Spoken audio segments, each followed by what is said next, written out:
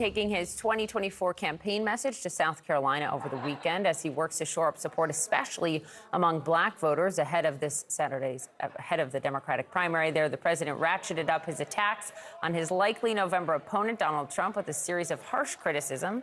Here's a sampling. You're the reason Donald Trump is a loser. And you're the reason we're going to win and beat him again. Donald Trump, when he was commander-in-chief, refused to visit a cemetery, U.S. cemetery outside of Paris for fallen American soldiers. And he referred to those heroes, and I quote, as suckers and losers. He actually said that. He said that. How dare he say that? How dare he talk about my son and all of us just like that?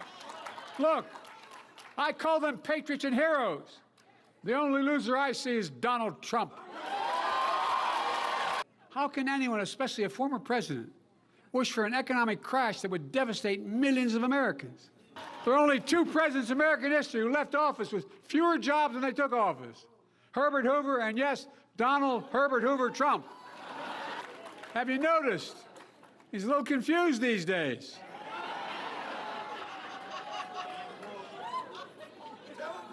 He apparently can't tell the difference between Nikki Haley and Nancy Pelosi.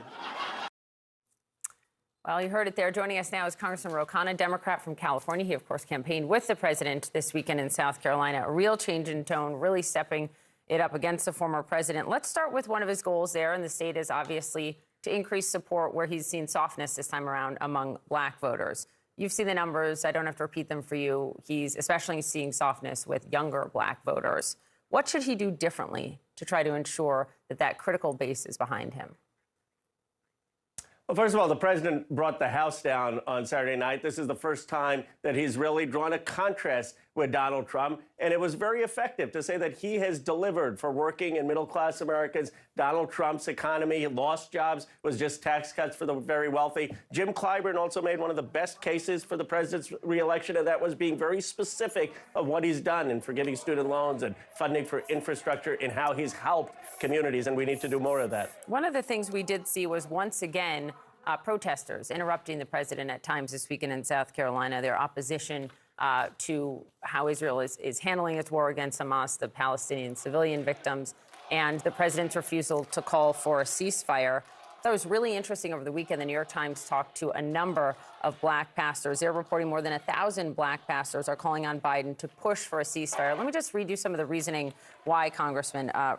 The Reverend Frederick Haynes says what they're witnessing from the administration in Gaza is a glaring contradiction to what we thought the president and his administration was about.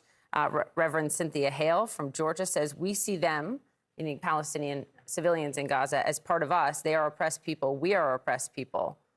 Are you concerned? Because you've been calling for a ceasefire since November. Are you concerned that this is really going to hurt the president's chances? Well, first of all, I think we have to look at the morality and the substance. And I appreciate the young people who are speaking out for a ceasefire and release of all hostages. I appreciate faith leaders who are speaking out for that. My heart today goes out to our 3 service members who were killed. And of course, the president needs to take appropriate action to bring the perpetrators to justice. But we also need to de-escalate in that region, and having a ceasefire with the release of all hostages would do that. I spoke to that candidly when I spoke after the president, and I said, I am for a ceasefire and release of all hostages, but this president is our best chance to get 2 states, to get a Palestinian state of equal rights, and to get peace. Look, and you have said how blunt you've been with the administration calling for a ceasefire. You said, quote, we're isolating ourselves from the moral leadership of the world. We see this really at almost most, if not every event that he is speaking at, Congressman. Do you get a sense from the administration, maybe the president in private, that he is more open to a ceasefire now than perhaps even a month ago? Or do you not think this happens?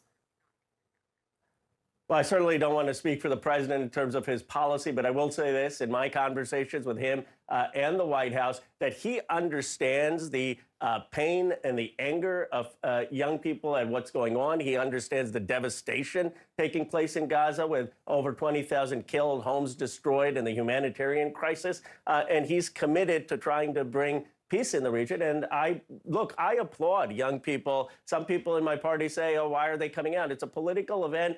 You have the right in this country to speak your mind. And I think we have to listen to them. I think we have to engage them. And then we have to make the case for why we need to unify around this president and why that's the best for peace and for the economy. You mentioned the 3 U.S. service members and more than that were killed in that drone attack over the weekend in Jordan, and more than 34 injured. A handful of Republicans, especially in the Senate, are saying it is time for this administration to strike Iran, not just the proxies, but to strike Iran. John Cornyn saying target Tehran. You have others like Lindsey Graham and Roger Wicker, not mincing words, being very clear. What do you think an appropriate response is? Are those Republican senators wrong, or is it time to hit Iran? They're wrong. And you know who hasn't said that is Donald Trump, because this country doesn't want us in another Middle East war. I can't imagine that would be a popular platform for Trump to run on. I mean, this country is weary of, after the Iraq war, after 20 years in Afghanistan, of getting into another war. Now, my view is that the president will be judicious. He has said clearly that the people who killed our service members need to be brought to justice, and he will take appropriate action without escalating this into getting us into a long Middle East war. He's also been clear, answering a reporter last week, that so far the strikes have not been a deterrent. So the question is, what can you do differently now that would be? Before you go, I do want to get you on the immigration deal. Your Democratic counterpart in the Senate, Chris Murphy, told Dana Bash on CNN yesterday that we may be able to see the legislative text of a bipartisan border security bill this week. A couple of things that sources tell us that it would do: give the president a lot more authority to shut down the border if border crossings hit a certain threshold. It would do other things like reforming the asylum process. House Speaker Mike Johnson says it is, quote, dead on arrival in the House. Do you think this thing is dead on arrival in the House if it can get through the Senate? I have concerns. Look, we need border security, but that means putting more border patrol agents there, having more immigration judges, having more immigration lawyers. And the fact that the Hispanic caucus has not been involved in the conversations, the fact that many in the Democratic caucus haven't been involved, gives me concern. And what I'll tell you is that the House Democratic caucus isn't just going to rubber stamp. Support it? Well, I don't know what's in the deal, but from what the public reporting is, I have concerns that it's not going to be effective. Now, and I would want to make sure that the House Democratic Caucus gets involved. I think it would be a mistake to assume that we would just rubber stamp it. This is very different than infrastructure or other things coming out of the Senate. And I would encourage the Hispanic caucus, Latino senators, Progressive caucus, others in the House caucus to be involved in the conversation. Congressman Ro Khanna, thanks very much for your time this morning.